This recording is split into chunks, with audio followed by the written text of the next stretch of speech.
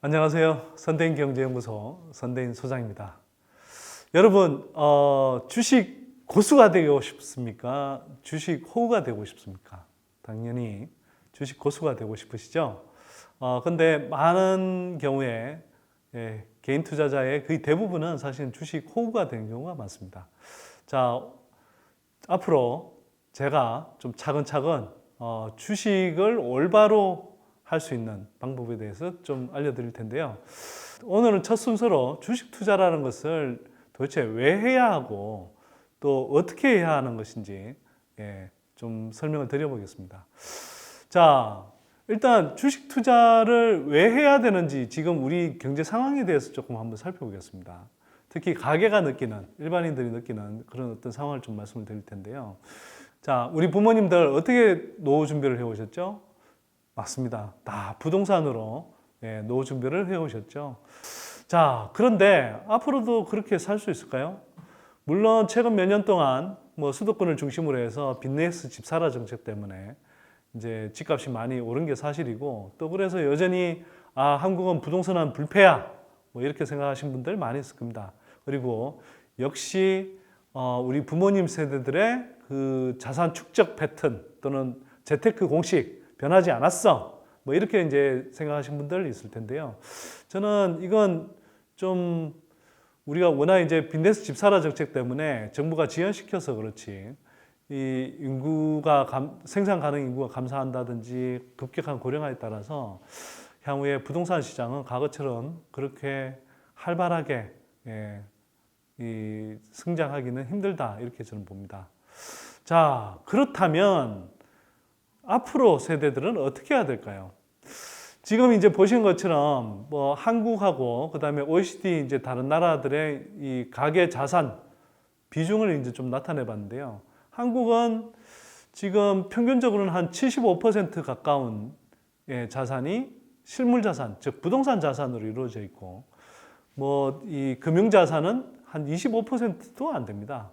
뭐 60대 이상으로 가면은요, 부동산 자산 비중이 훨씬 더 높아지고요. 근데 반면에 뭐 다른 나라는 우리보다 부동산 자산 비중이 더 낮은데, 그 중에서도 미국 같은 나라는 부동산 자산 비중이 한 30%도 채 안 됩니다. 즉 어찌 보면 한국하고 미국의 자산 비중은 완전히 정반대인 거죠. 근데 아까 이야기 드린 것처럼 우리가 과거에는 생산 가능 인구가 늘어나면서 일하는 사람이 늘어났고, 그러면서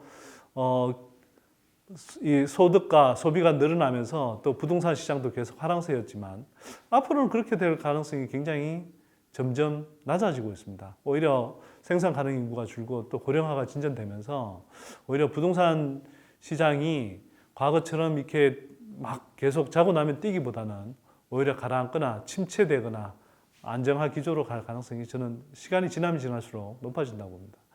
뭐 지금 50대, 60대 이상인 분들은 괜찮아요. 근데 지금 40대 이하인 분들은 부동산 지능 못지않게 금융지능을 갖춰야 되는데요.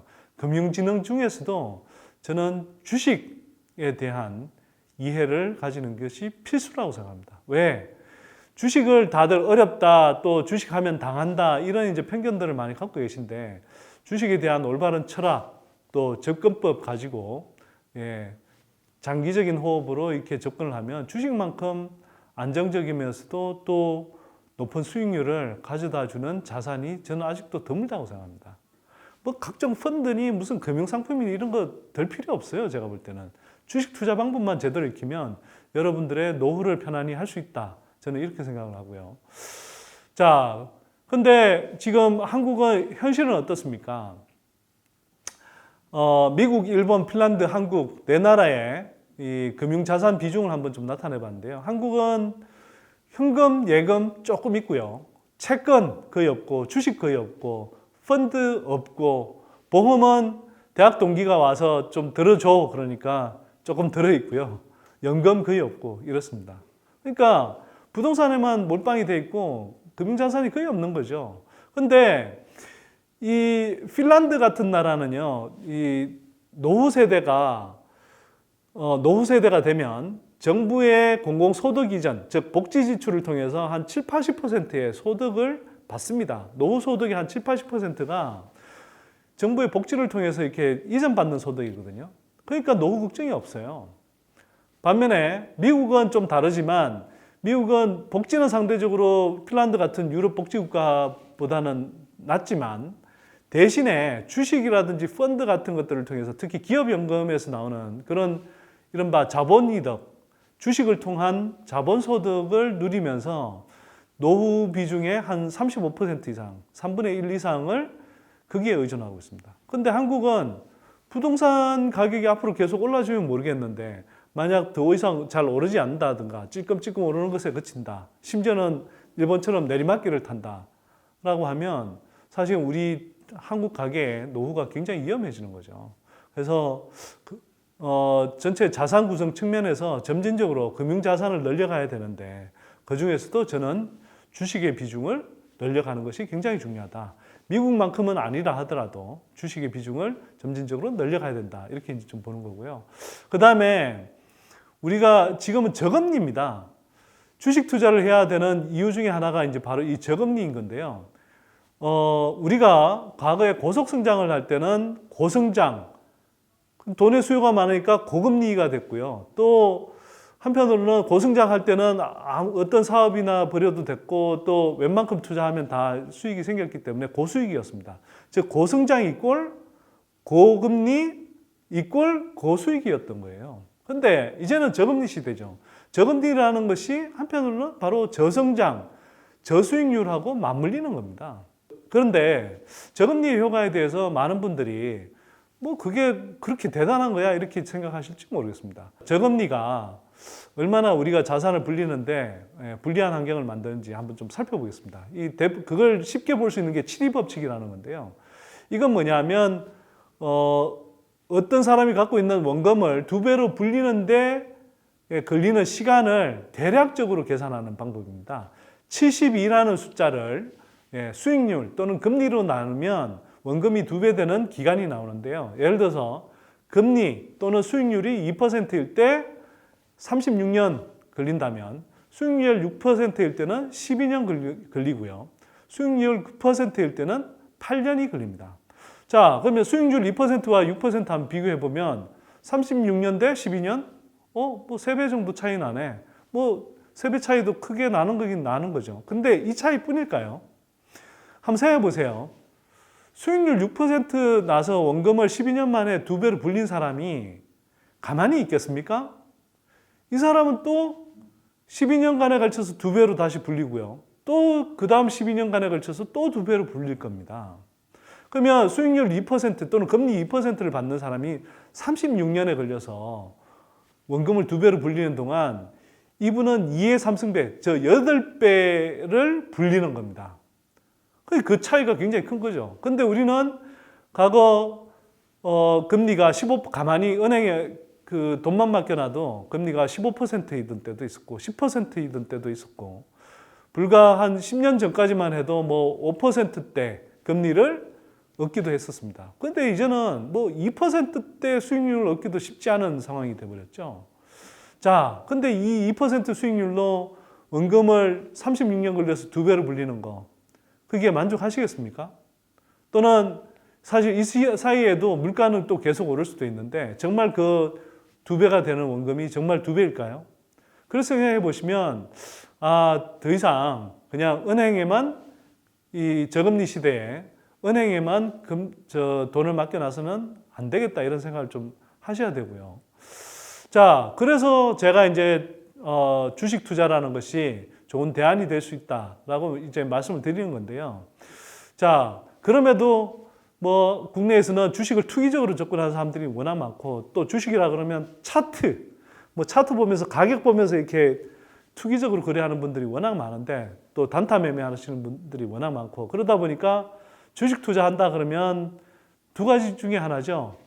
저 사람 뭐 주식 투기하나 뭐 이런 거 하나 또 자기나 주변 사람들을 보면 주식하면 돈 벌기보다 돈 잃지 이런 이제 생각들을 많이 하시는 거죠. 근데 주식이 뭔가 또는 주식 투자라는 것이 뭔가에 대해서 제대로 생각을 정립하고 접근을 한다고 그러면 사실 주식 투자를 하면 사실 성공할 가능성이 훨씬 높습니다. 주식 투자라는 게 뭔가를 알아보기 위해서 제가 김상조 공정거래위원장 사례를 한번 말씀드려 볼게요. 여러분들 기억하실지 모르겠는데요.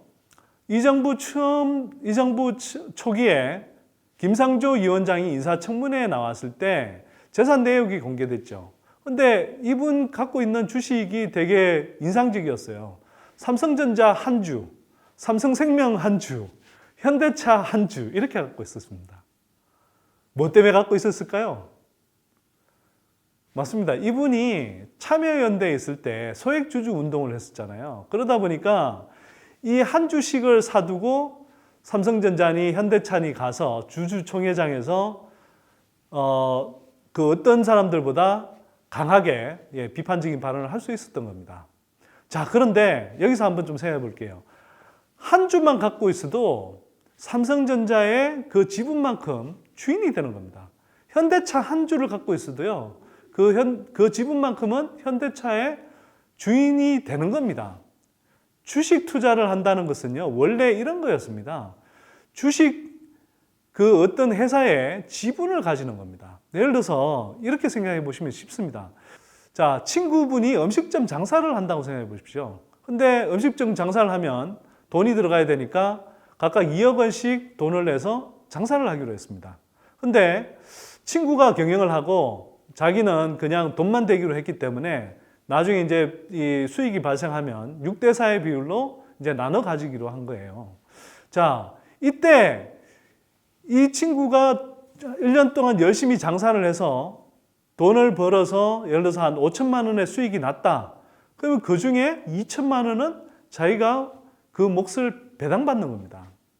이게 사실 주식 투자의 원리입니다. 자기가 직접 어떤 회사를 늘 경영할 수도 없고 그렇기 때문에 앞으로 잘 될 것 같은 회사, 동업하고 싶은 회사에 주식을 사면 그 회사의 지분을 갖게 되는 거고요. 그 지분만큼은 그 회사의 주인이 되는 것이고 그 회사가 성장함에 따라서 예를 들어서 주가가 올라가면 그 가치만큼 차익을 누릴 수도 있고 또 그 팔지 않더라도 그 회사가 버는 수익의 일부를 배당 형태로 받을 수도 있습니다. 이게 바로 주식 투자의 원리인 거예요. 자, 그러면 여러분들 이런 관점에 쓴다고 그러면 주식 투자라는 건 뭐냐? 그냥 뭐 차트 보면서 자, 그래프 흐름 보면서 이 회사 지금 사야 될까 말아야 될까 이런 식으로 그냥 투기적으로 접근하는 것이 아니라 이 회사가 내가 정말 동업을 맺어도 좋을 만큼 좋은 회사인가? 그걸 판단하게 되는 거죠. 내가 동업하고 싶은 회사는 어떤 회사일까요? 지금 돈을 많이 벌고 수익성이 좋고 또 앞으로도 계속 건실하게 성장해 갈 회사이고 또 그러자면 어떤 회사여야 될까요? 경영진의 능력도 좋고 또 그 회사의 전반적인 조직 분위기도 좋고 직원들이 성실히 열심히 일하고 또 현재에 안주하지 않고 계속 혁신하려고 하고 연구개발 투자를 하고 이런 회사를 고르지 않겠습니까? 그런 회사를 골라내면 되는 거예요. 그렇게 해서 이렇게 자기가 뭐 좀 단순화해서 말하자면 평생 동업해서 갈 수 있는 회사 5개만 찾으시면요. 저는 여러분들 노후가 훨씬 더 안정될 거라고 생각합니다. 자, 이런 이야기 저는 좀 드리고 싶은데요. 여러분들이 어떤 회사에서 일을 하시면 열심히 일을 해서 그 회사의 실적이 그 해에 30% 성장했습니다. 그러면 여러분들은 연봉 5천만 원을 받는다고 하면 뭐 연말 성과급으로 한 200만 원 정도 더 받을지 모르겠습니다. 근데 만약 여러분이 같은 액수의 금액을 예를 들어서 연봉 5천만 원에 해당하는 금액 정도를 그 회사에 투자를 했다. 그래서 그 회사의 지분을 갖고 있다고 생각을 해보십시오. 그러면 이 회사의 실적이 30% 성장하면 그 회사의 주가도 뭐 평균적으로는 한 30%, 실제로는 30% 이상 성장하는 경우가 많습니다. 30% 정도 늘어난단 말이에요. 그러면 여러분이 5천만 원을 투자했으면 1,500만 원을 그냥 벌어요.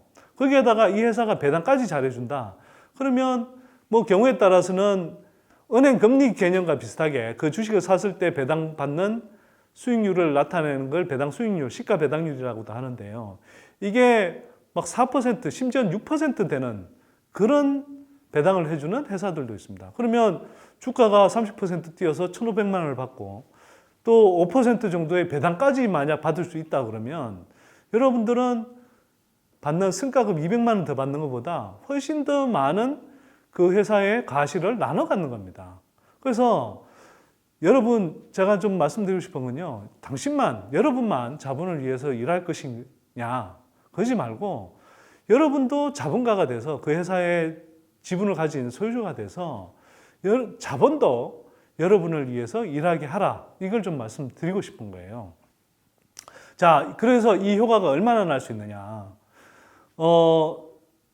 뭐 돈이 없는데 뭐 어떻게 할까요? 그러면서도 여러분들 사교육비는 많이 쓰시는 분들 많죠. 뭐 제가 이제 나중에 기회 되면 좀 자세하게 설명드리겠지만, 저는 사교육비는 앞으로 이 기술 변화에 따라서 사교육비를 많이 안 쓰는 게 좋은 시대로 오히려 바뀌고 있다. 이렇게 좀 보고 있고요. 그래서 뭐 이거는 어쨌거나 좀 논외로 하더라도 사교육비를 월에 100만 원씩 쓰는 가정이 이걸 사교육비에 쓰지 않고 월 100만 원씩 아껴서 초등학교 4학년 때부터 고3 때까지 9년 동안 모은 다음에 이걸 모으는 한편으로 연 6%의 복리 효과를 누릴 수 있으면 9년이 지났을 때, 즉 아이가 대학 갈 무렵에 약 1억 4천만 원 가까운 돈이 모입니다. 이게 뭐 쉬운 이야기냐? 물론 쉽지 않게 느껴질지 모르겠는데요. 제가 비교적 안정적으로 복리 한 5%, 6% 정도의 효과를 충분히 누릴 수 있는 그런 주식 투자 방법도 알려드릴 겁니다. 그리고 뭐 시간이 지나면 조금 더 적극적으로 투자를 해서 훨씬 더 수익률을 높일 수 있는 방법도 알려드릴 거고요.